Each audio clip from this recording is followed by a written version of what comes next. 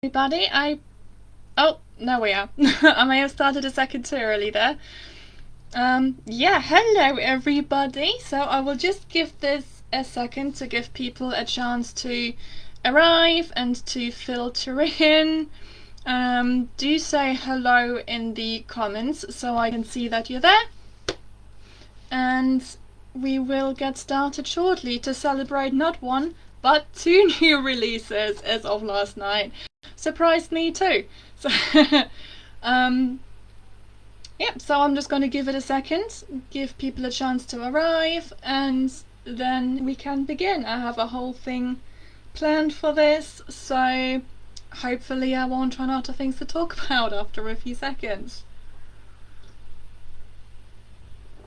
And it's just gone 5 PM here in the UK, so this is not tea, because I would not be able to sleep later. It's hot chocolate.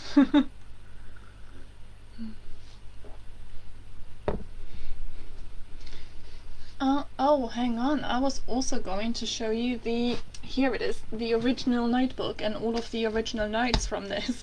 Well, not all of them, because it is a full notebook. Here it is. But we can get into that in a second. So hello, somebody has just joined, and again, if you are joining us, me, either way, just pop a quick hello in the comments so that I know that you can hear me, and in fact if you can't hear me, maybe put that in as well, because I will need to fix the sound if that's the case.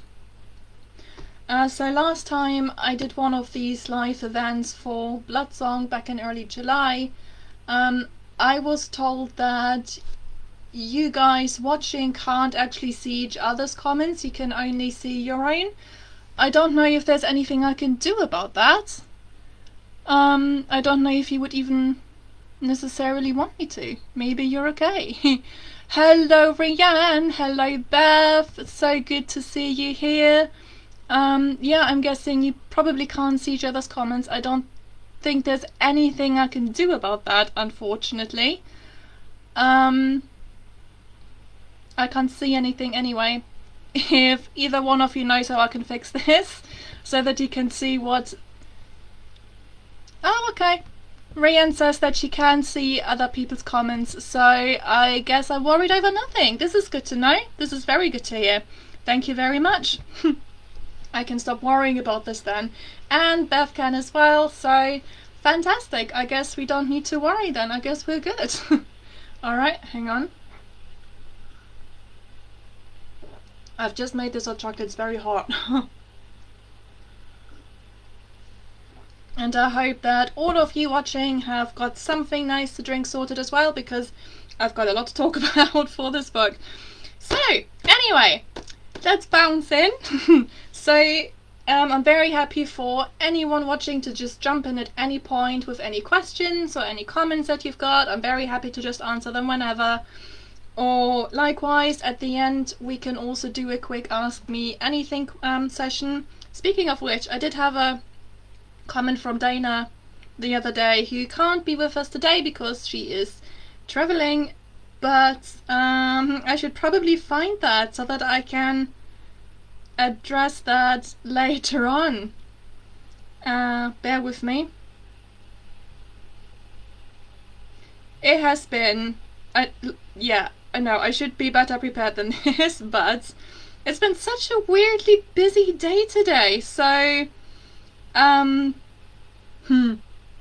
last night, and I was half expecting this to happen tomorrow, because that's normally how these things work out, aren't they? So overnight, my newest audiobook, Blood Wisp, published. We first approved this on ACX nearly 2 weeks ago, so I was part of me had a feeling it was going to be tomorrow, because that's when Death and Magic is out, and I was just waiting to effectively have 2 books out on the same day.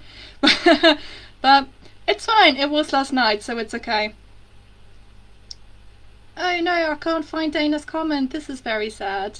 I'll look for it again later, so that I don't just scroll through this now. But yeah, so basically we're celebrating 2 new releases today. So there is the audiobook of Blood Wisp, and by the way, my narrator Adrian RC did such a beautiful job bringing you are and her shadow and everybody else to life. I know this is a very heavily female cast, so bless her having to voice a lot of different women in their own recognizable ways.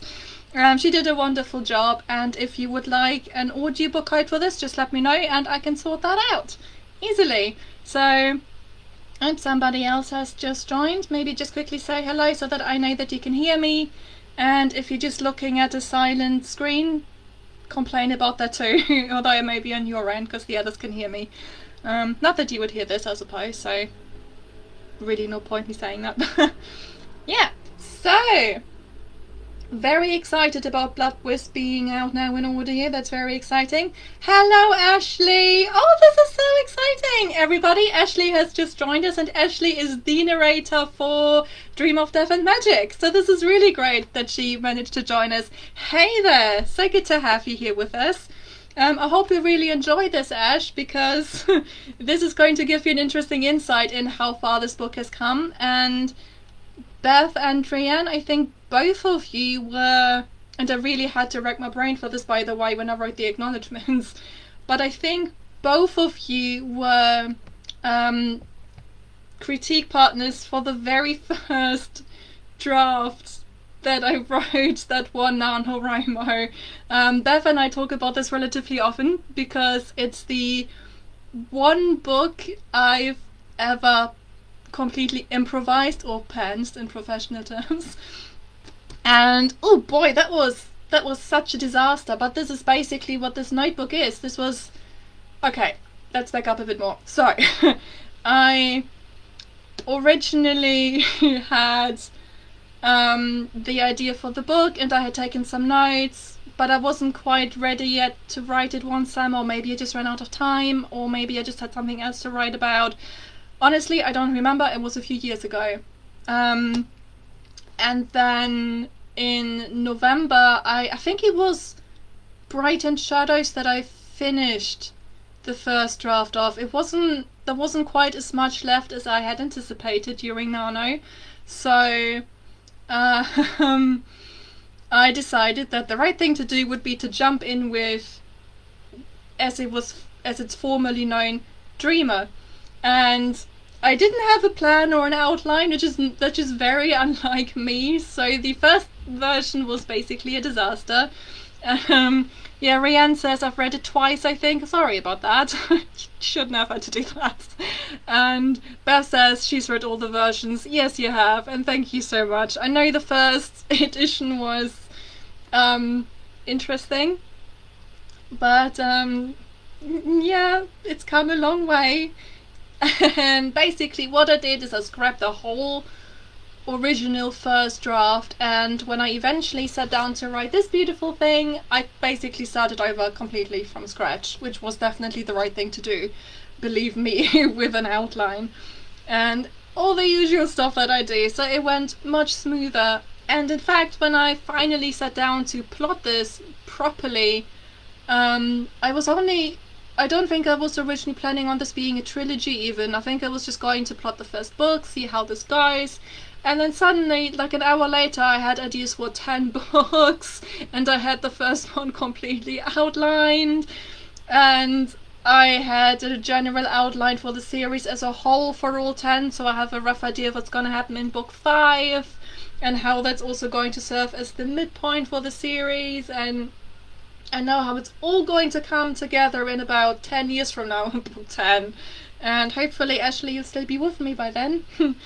on all of the audiobooks in between. So, oh boy, it's been interesting. That's for sure. But this is the first notebook that I had for this.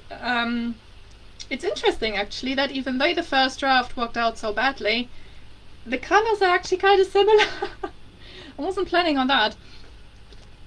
Thank you, Ash. Ashley says she'll be with me till the end. Thank you. I hope so, because it'd be so nice to have the ecology out there in audio with one narrator throughout. And I mean, you guys haven't heard her audition. I don't know, Rianne may have done. She's just quickly had to dash off because her baby needs her, which is a very good reason to abandon this briefly. And but on Patreon I have uploaded Ashley's audition, and I know that the people who've listened to it so far have all said that it's really, really, really brilliant, and Ashley smashed it. So very excited about that. And obviously I agree, because I chose her. And I had, in case you're interested, I had 13 or 14 auditions total for this book to do the audio. And I had chosen scenes for the audition script which highlight a number of different characters and a number of different personalities and feelings. And while I really, really, really love this book, and I'm so thrilled that you're all here with me today to celebrate the release tomorrow, I think by the time I listened to audition 14 I was like, eh. Yeah, it's great, I guess, but so I really hope that you guys enjoy it when you listen to it for the first time, or well, read it for the first time. If you pre-ordered it, it should be with you around your local midnight, wherever that is. And maybe only read it once instead of 14 times, because it gets kind of samey after 14 read-throughs.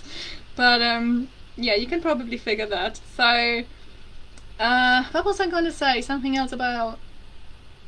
Doesn't matter, it'll come back to me if it's important. So anyway, oh boy. Okay, so some of these things haven't changed from the initial ideas. Let me just show you. I like to do aesthetic boards for my works in progress, because they kill a bit of time and I can pretend that they are productive, even though really I'm procrastinating. But this is the only one that I've done today that I didn't just do digitally, so I have the whole thing right here in paper. Da-da! That was for the original idea. I don't know how well you can see that. Let me try to zoom this in a little bit more. And oh no, wrong way. It's all the wrong way around for me. Da-da! So some of these things haven't changed massively. I already had the little spirit cat in there. You can see some, oh god, there. You can see some photography film, which is from one of my rejected things, I think. Yeah, there's something on there, I don't remember what, but it's clearly something that I haven't used in a while, or that I didn't need. And this down there, this beautiful, beautiful drawing. Thank you. Yes, I know, I'm so good at drawing. That's a door. Because originally, what the lake does now in the early chapters, it used to be a door. So that's one of the things that has changed. And I know from some of my beta readers I know from one of my beta readers, again, it's Dana, who's read the original version some years ago, and she's now also beta the new one. She thinks that the lake works out much better. So there you go. Definitely worth that I changed that. Let's have a look through here to see if there is anything else interesting that I could have prepared a bit better for this today, but today became unexpectedly busy. Again, the audiobook for Blood Wisp came out overnight. I didn't expect that. I mean, I knew it was going to be any day now. I didn't think it'd be last night. So instead of all the preparing for this, I suddenly had a whole lot of promoting and audiobook code sending to do. And again, if any of you would like an audiobook code, just let me know, and you may have Blood Wisp from me. No issue at all. And yeah, and then the other thing was that since last night now I've suddenly signed up to do 5 anthologies, and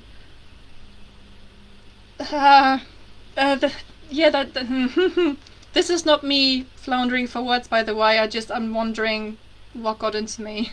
That's a big commitment suddenly. But most of them are going to be next year, and they are all spread out across the year, so it's not like I need them all right now. So we're good on that. But yeah, basically my day suddenly got busy and I didn't get as much planning done as I wanted.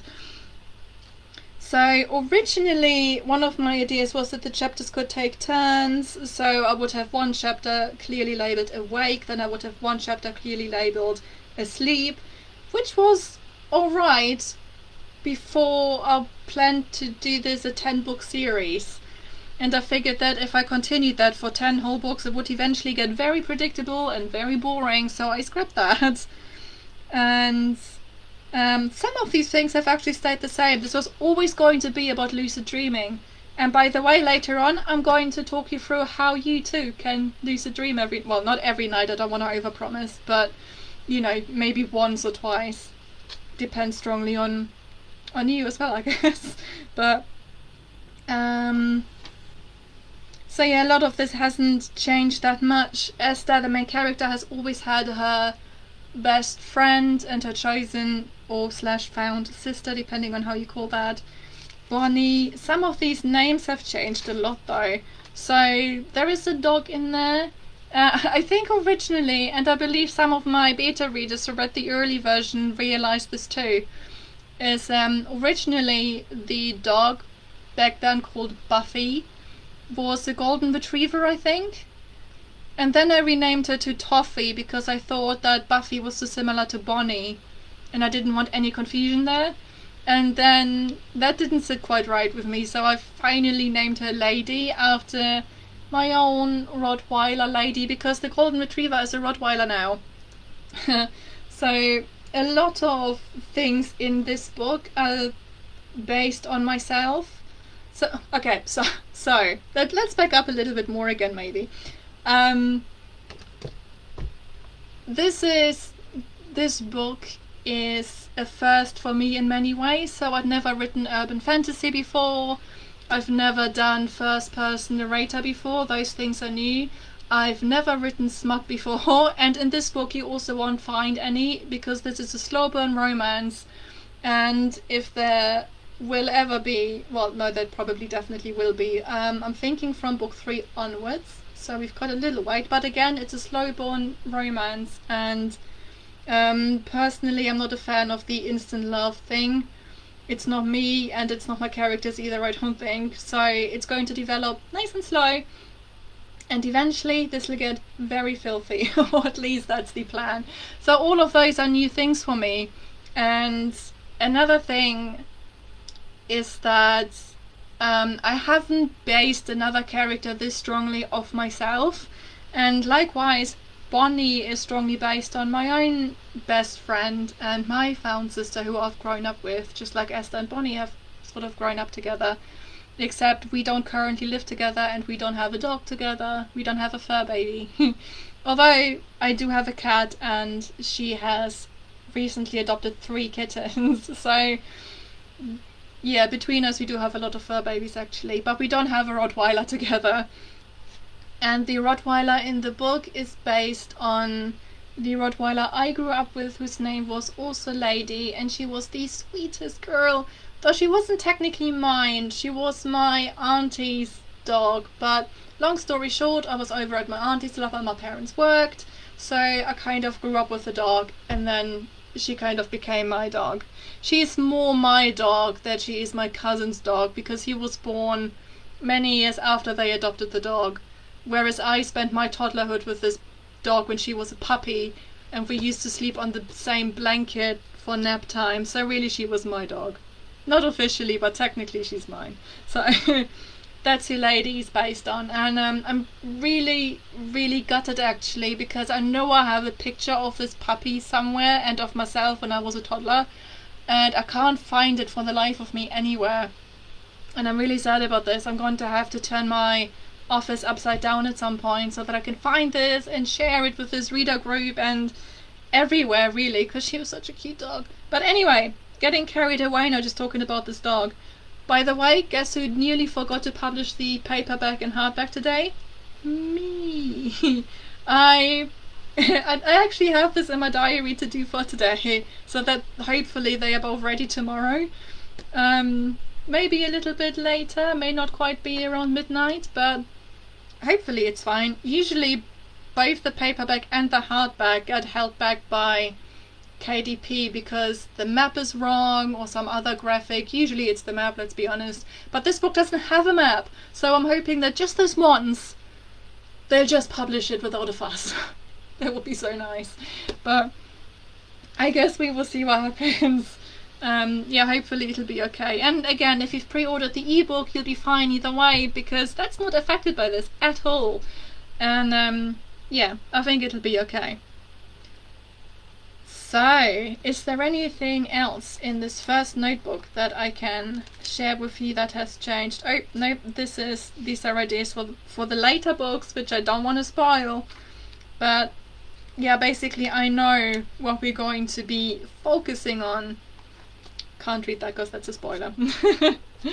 But so in the first book, if you maybe had an advanced reader copy, or if you're narrating it like Ashley and you may have already read into it because of this, or just if you've seen anything that I've ever said about these on social media, you will know that in this book we are focusing on the Mara from mythology, and also on a creature I've created called the Dreamcatcher, because Esther is a lucid dreamer and it seemed fitting.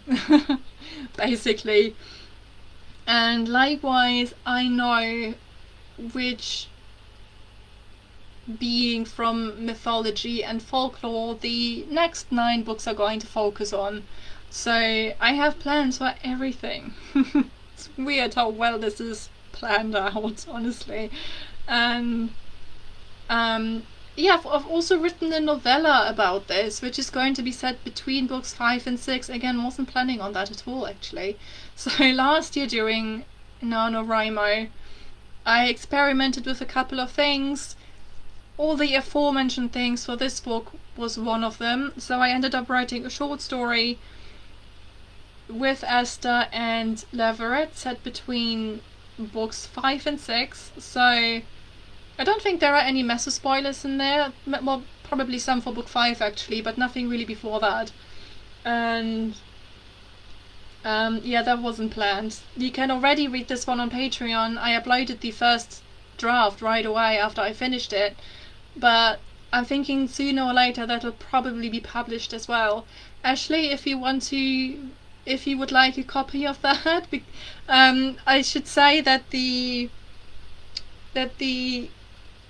well, basically it's a first draft. I haven't edited it really, and yeah, everything in there was really just the first experiment, so it's not polished at all. But to give you an idea, if you would like it, of the spice level that we may have in later books, this may be a fairly good indication. But again, it's not edited, so don't get back at me and say that this is rubbish because I haven't edited it.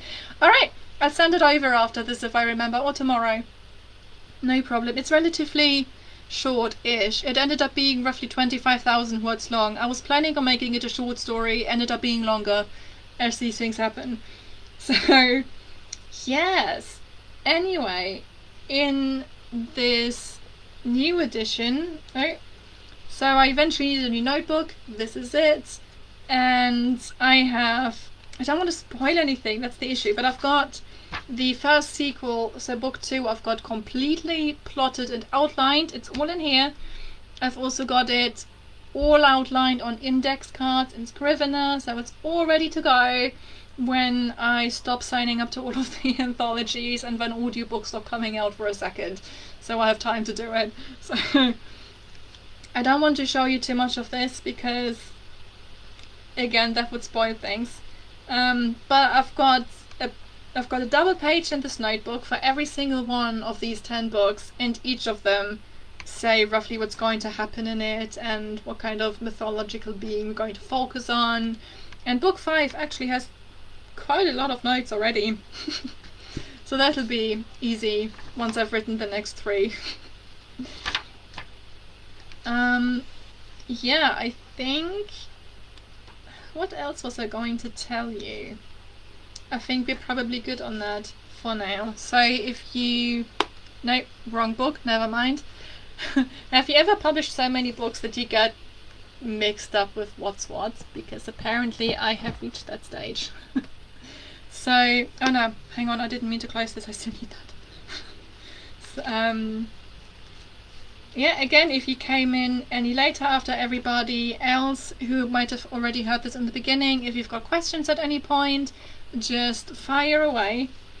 And I should probably try to find the question now that Dana asked me. Although, no, actually, I think I remember what it is. I'm really sorry, Dana, if I remember wrong, but I think I know what it is. So, I believe Dana asked me, and I'm paraphrasing here because I haven't got it in front of me, but Dana asked me which part of this book was the most fun for me to write. And honestly, it was all of it. I mean, okay, yeah, there are 2 scenes in there that honestly made me cry, which they were so hard to write. One of them, I was so stupid. I made one of them part of the audition script, so honestly, it was so hard to write. I needed a moment after that. I loved writing it and I hated writing it because I really pushed myself doing it, but also it was really painful. And I thought it would be a good scene to make part of the audition script because there's a lot of emotion in there. It's a really heavy scene, so I really wanted to hear how my potential future narrator would do this. And then I realized that this meant that one of the hardest scenes I've ever written I would now get to listen to over and over and over again as we went through the audition process, so that was fun. And not my smartest moments, but I'm very desensitized to it now after hearing it 14 times. You'll be pleased to hear. So, that was great fun. Yeah.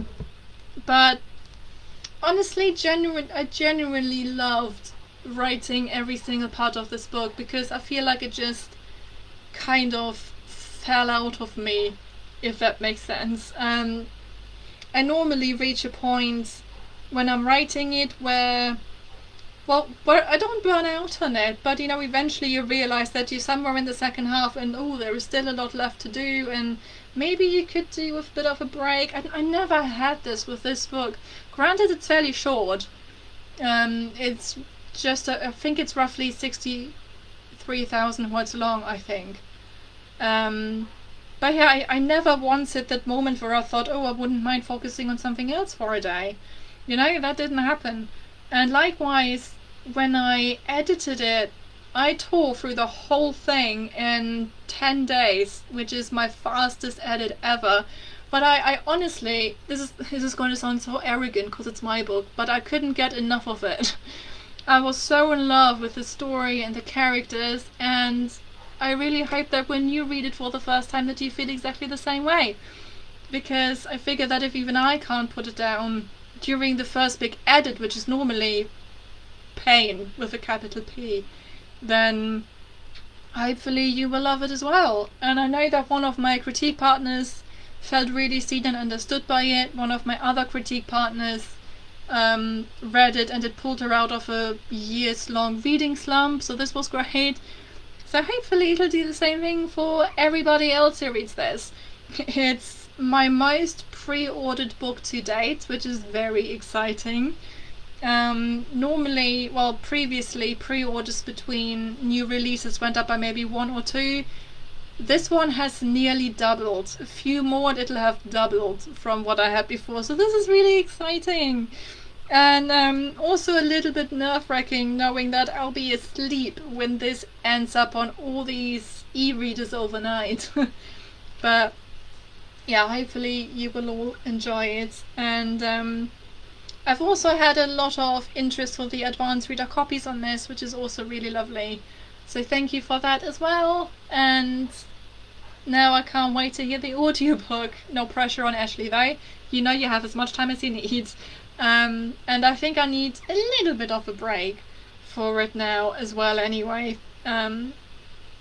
But it's nothing I can show you just yet because I haven't got the finished version or anything. But I've already seen a mock-up for the cover of the first sequel.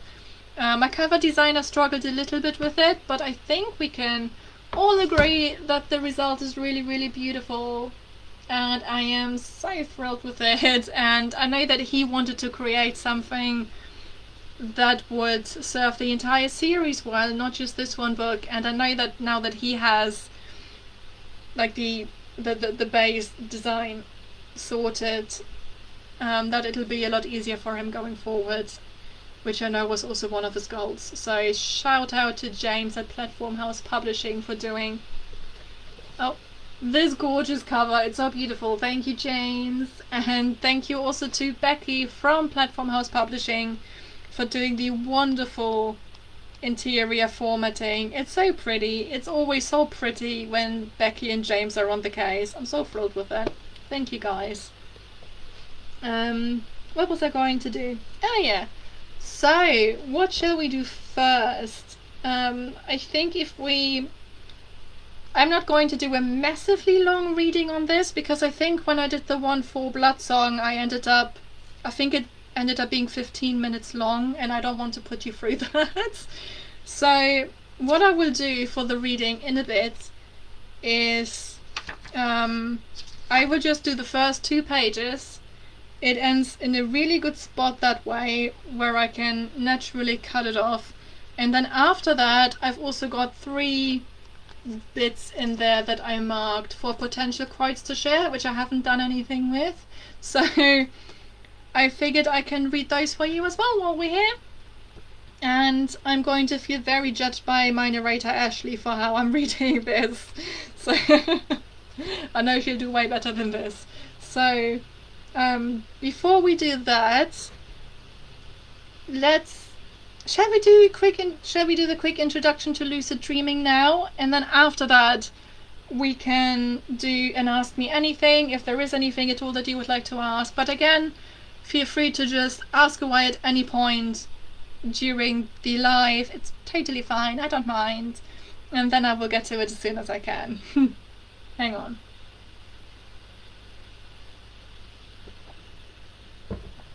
Alright, so let's do a quick intro to lucid dreaming.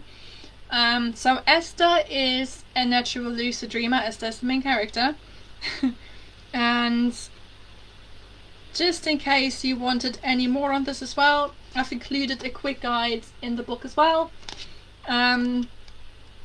So you can easily get into that and try the methods for yourself. But there are a couple of easy things that I can share with you now as well.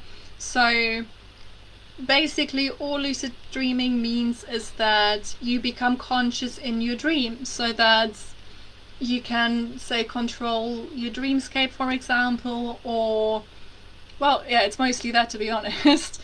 Or, well, I know a lot of people use this to fly, for example, or, well, you can do anything you like, really, because it's your dream, so you can do whatever you want. And there are a few ways that you can go about achieving this. So I'm not going to hit you with any of the technical terms, because this is supposed to be a fun video. Yeah, so just a couple of things there. It may take you a little while if you start trying it. Consistency is key, as with so many things and new skills in life. The more often you try, the sooner you will probably achieve it, but I know that some people try for years before anything happens, and that's totally fine. Don't put any pressure on yourself. Esther, because she is the main character, does this very naturally every night. It's just second nature to her, and there are certainly a few things that I could experiment with on this, but for the sake of this first book, it's very easy for her until her dreams get invaded and she loses control, which she's not used to, and then they become nightmares. But anyway, enough about that. You will see when you read it anyway. So one really, really easy thing that you can do throughout the day is reality checks. And the idea is that next time you're dreaming, because you're so used to regularly doing these checks, you will do one in your dream as well, but because you're dreaming, something about this will be different to everyday life. For example, the easiest one probably that you can do is to count your fingers. So you literally just look at your hand, go, oh, am I dreaming right now? How many fingers do I have? 1, 2, 3, 4, 5. Nope, that's normal. Not dreaming right now. Cool. And the hope or the goal is that next time you dream, if you do this often enough throughout the day, you can totally set timers for this, by the way, if you want to, or just do whenever you randomly remember it, whatever works for you. It's flexible, really. And the next time you're dreaming, maybe you will also look at your hand, because you'll be so used to doing this from your everyday and you will go, how many fingers do I have? Oh my god, I have 20 and they are all different colors. Hold up, that's not normal. Maybe this is a dream. And then hopefully from there on you'll become conscious in your dream, and then you can do whatever you want. I'll make this sound very easy, and it is. It is very easy, but also, again, don't put any pressure on yourself. This may take a little while to do. And yeah, if you fancy experimenting with this, go ahead and do it. Other things that you could try, for example, is checking the time. For example, you could have a look and say, oh, what time is it now? Am I dreaming? What time is it? 5:35 p.m. Cool. Then you turn that off and you check again right away, and if the time is the same, you can be sure that you're not currently in a dream. Whereas if you were dreaming and you did this particular check, then chances are the clock face might have changed completely, or the time would just have changed significantly enough. If it's literally just 3 seconds later, then obviously you're fine. It's not a dream, because that's how time works. But but you may not even see the time on there. It might be something completely different. Maybe it's a mirror, maybe it's flowers, maybe your phone is now a bouquet, or you know, whatever. And one more thing that you can try, but I know that this can be quite freaky, so be careful with this if you're easily freaked out.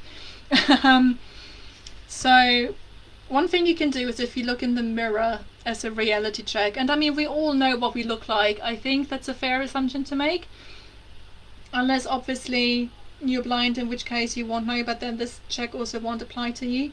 So yeah, you can just look in a mirror, look at yourself and ask yourself if you look normal.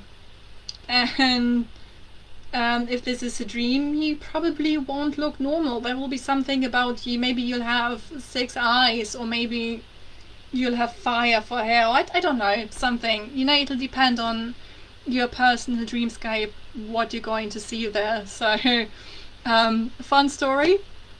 Oh, and I hated myself for that.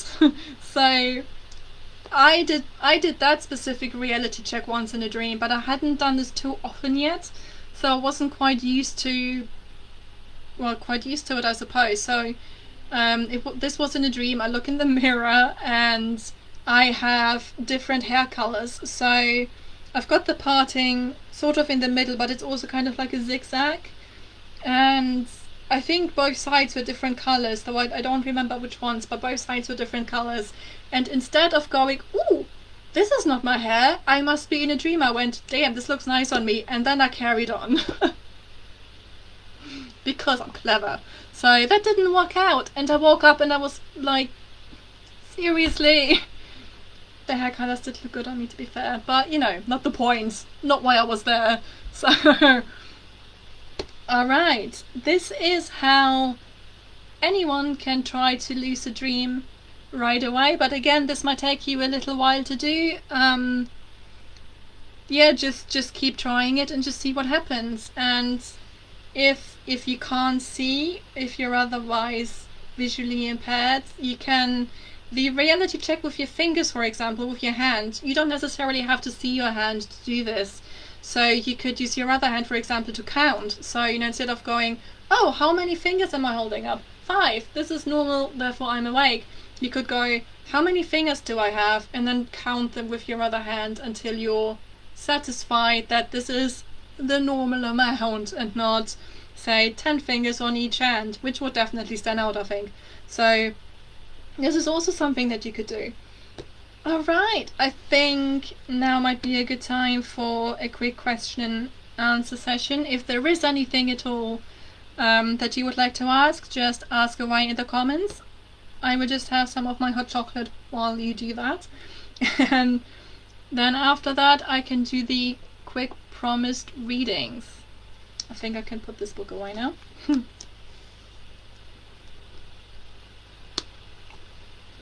I should have saved Dana's question for this moment, actually. That would have been good, but no, I had to do it sooner. Oh, and by the way, as always, the replay of this video will also be available on my reader group forever, I think. I don't think this ever actually goes anywhere. I might be wrong, I don't actually know.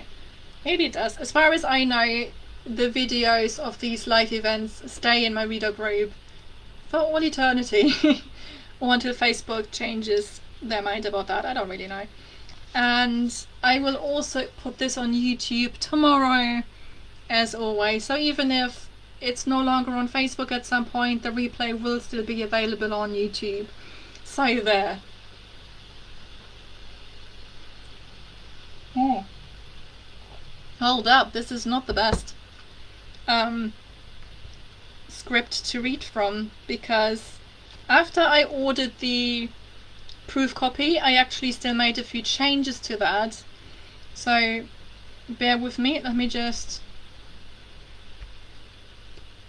Oh, here we go, I've already got the paperback open. I don't remember why. This is troubling. Did I forget something? No. No, it's fine. We're good. Or are we?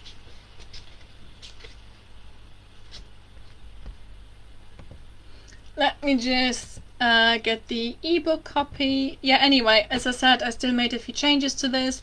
I don't think they are anything significant enough that I couldn't just read from this paperback, but it's fine.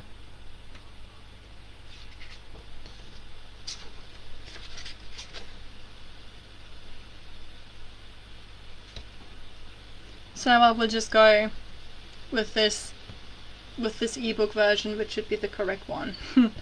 And where does that cut off? There. Okay, I remember that. So I will just quickly do the first 2 pages, and then I've also got the other mentions in there later. Oh, hold up, we have a question. Beth is asking, did it take you long to come up with the character names for Death and Magic? You know what, I don't remember, because I named all of them a few summers ago, before I even wrote the first original version. So yeah, this is a good question. I think they were all different, but also in the original version there were a few characters who don't actually make it in, or who have cut, or who've just changed so much that my original notes were no longer relevant. I don't think I struggled much with Esther's name, and I think with both Esther and Bonnie, I think it started with reference pictures that I found on Pinterest. I think I kind of already had 2 pictures in mind for both of them, and I think when I came back to those and looked at the pictures, I just kind of had the names. So those 2 were easy enough. As I've said earlier, although some of you may not have heard that if you weren't around for that, it took me a while to name Lady, the dog. If you missed it earlier, Lady originally was called Buffy, but I thought that was too similar to Bonnie, the best friend, so I changed it to Toffee, which I wasn't happy with. That one never really felt quite right. And then eventually I decided to go with Lady, because so much of this book is already based on me and my best friend anyway, that I figured, why not the dog's name? Why not name the dog after my childhood Rottweiler? So that one made sense. Leverett took a while though, I definitely remember that. And I think originally Leverett also had 3 or 4 middle names as well, so I made this so much harder on myself than I had to be. I don't actually remember what they are now, if I'm even going to stick with them.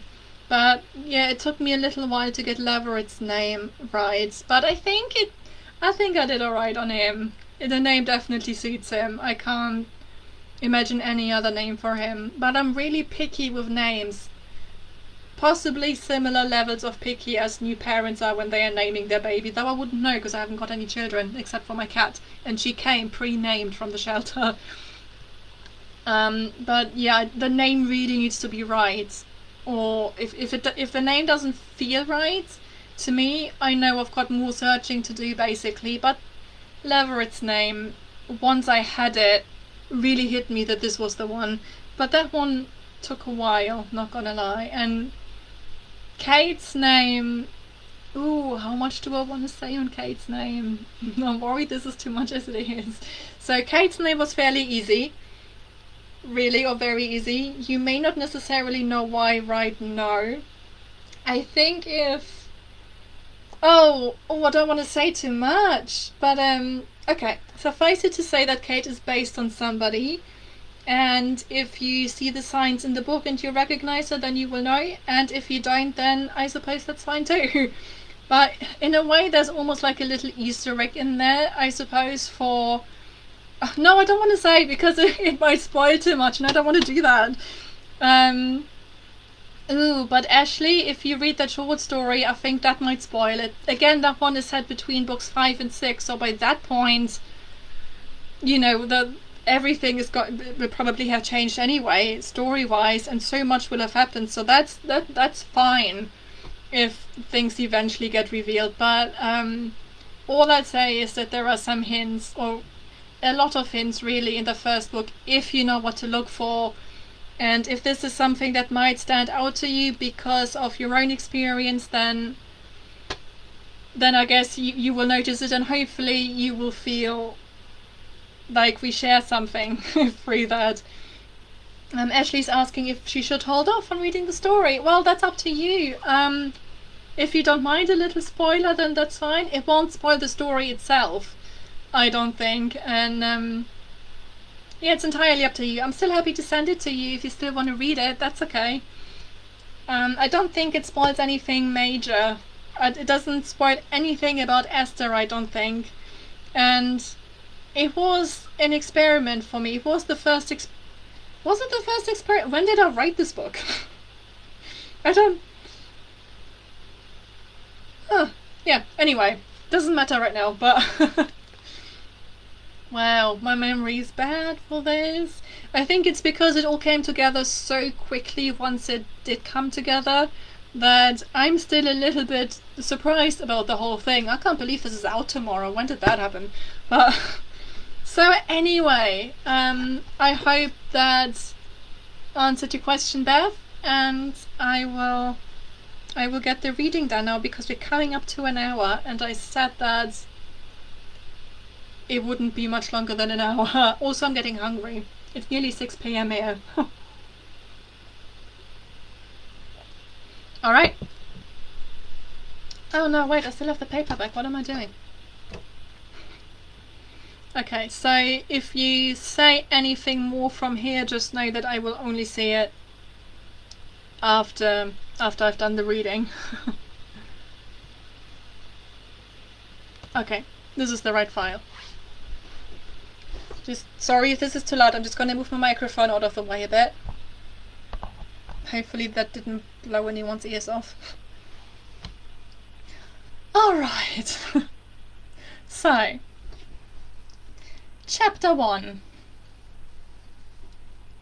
A constant breeze whispers through my dreamscape.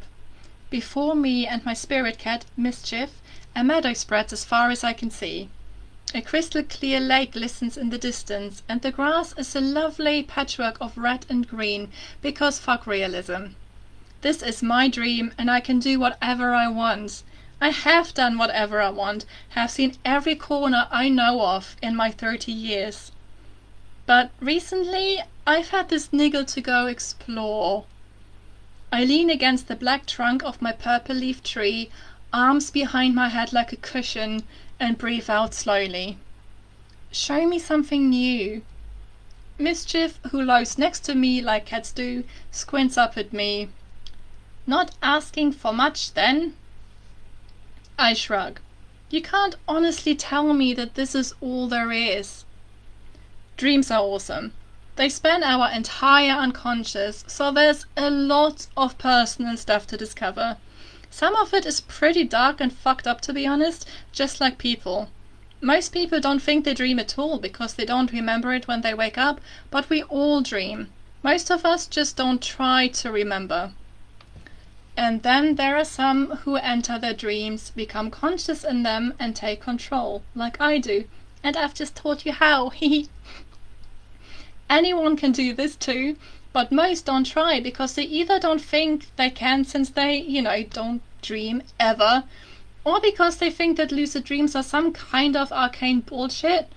I don't really care what they believe though. Their beliefs don't make my lucid dreams any less real. I've done this since I was a child. The red and green grass stems from that time, my favorite colors back then. These days it's yellow. I glance sideways at the tree trunk to think. Maybe it's time for a change. I decide the grass is yellow from now on and watch it change. It starts where my feet meet the grass and spreads farther and wider from me until the whole valley is covered. I like it, Mischief says. Looks even more like my toilet now. I sigh and shoot her a look. You're not spoiling yellow for me. It's the happiest color and you won't change my mind. She slow blinks at me, and I return the gesture to tell her that I love her too. Mischief isn't a real cat. She's more like a fluffy bundle of shadowy sarcasm, a spirit guide or a dream guide. But I know more than enough about cats for her to behave like one. Some of the time, anyway. So, I say, about that something new? Where are we going? Mischief stands and stretches, front paws out in front and bum in the air. I don't know what we'll find, but there's something. I can feel it. Alright, that's your first 2 pages done. Goes quick, doesn't it? So, I have a couple of other scenes here, although again, I admit I haven't properly prepared for these. And by the way, in case anyone is interested, I have done full readings of the first 3 chapters over on Patreon. And it never gets any less awkward. Massive appreciation and respect for all of my narrators, and generally to all narrators who can switch between accents and voices like that. It's so impressive. I don't know how you do it. What do I have here? Oh yeah. Okay, so this is a little quote from page 129, which I don't think spoils anything too much. Is there anywhere sooner I can start this?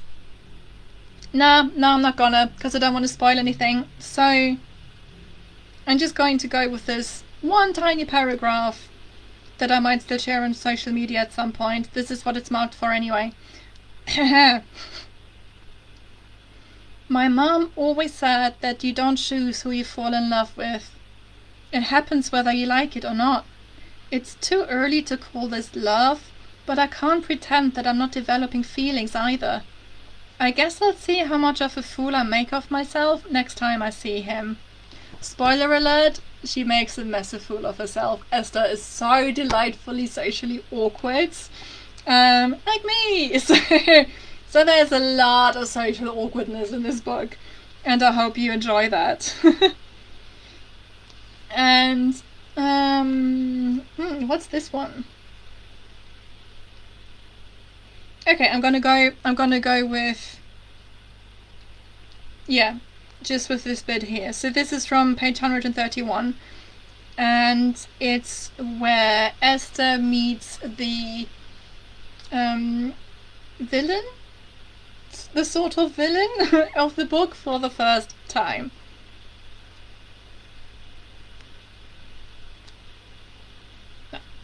Sorry, I had a moment where I wondered if this is from the audition script. I don't think it is though. Oh, it is! But that came in a little bit. Is it? Doesn't matter to you. So I'm just gonna... Oh, I get carried away so quickly. I'll just do this bit. Often, the best way to conquer your nightmares is to ask them why they scare you. I have a feeling it won't work here though. My gut has never been this unhappy. Out of the shadows, a creature rises. It's a twisted thing, dressed in rags and covered in twigs and strings. Its movements are jerky, like something breaks and realigns with every step. If I saw this thing coming at me in a forest, I'd be too petrified to run. And then it's right in front of me, close enough that I'm aware of the absence of breath. this close, I should feel it on my face, but there's nothing. I don't know if this means that it doesn't breathe or that there's nothing inside it. A gasp escapes me and my limbs shake. I don't run though. If you run from a nightmare, it'll chase you, and then you've already lost. I do not want this thing to come after me. And that's a good spot to wrap that up, I think so. I had one more thing in here, but it's just the one sentence, so I'm not sure if it's worth reading out for this. I'll do it anyway, because we're here now. But, should I do the whole thing? No, because there's spoilers in the whole paragraph, so I'm not doing the whole thing. Oh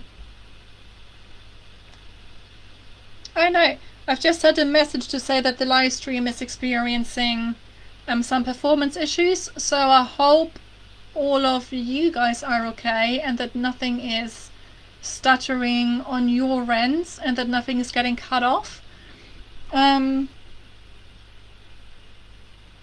So I'll just quickly do this one sentence and then I think it's pretty much time to wrap up anyway, so hopefully that hasn't made things difficult throughout the whole stream and it's only just told me. Hopefully it's been okay. Okay, so just the one sentence. Oh no, wait, it's two. Just the two sentences. Dreams feed on fear if we let them. It's how they become nightmares. Ta-da! It's not the biggest reading, but I hope you enjoyed it anyway. So, thank you so much to everybody who came to my little release day celebration today. Really appreciate you sharing this time with me. And yeah, the book is out tomorrow. You can still pre-order it for 99p or 99 cents, depending on where you are. And after that, it will remain 99p and 99 cents for a few more days, because next week Tuesday I got really lucky and I managed to get a new releases for less email from BookBub, so that's going out next week Tuesday. Very excited about that, to see how this goes. And yeah, I will then put it up to full price a few days after that, but for a few more days at least it's available for 99p or 99 cents. So thank you so much for everybody who's pre-ordered. I'm still a little bit wowed by this being my most pre-ordered book, so thank you to everybody who jumped on board. I will hopefully be okay to sleep tonight and not think about all these people who suddenly have their copies arrive on their e-readers. And all being well, all fingers crossed, it will be available in paperback and hardback tomorrow without hiccups, please, KDP as well. So, oh yeah, and again very quickly, the Blood Wisp audiobook is out now as well, so yay, double release celebration. If any of you would like an audiobook code for that, just get in touch with me and I'm very happy to send one your way. So, thank you so much everybody for attending and have a lovely day or lovely night wherever you are. Thank you so much. Bye.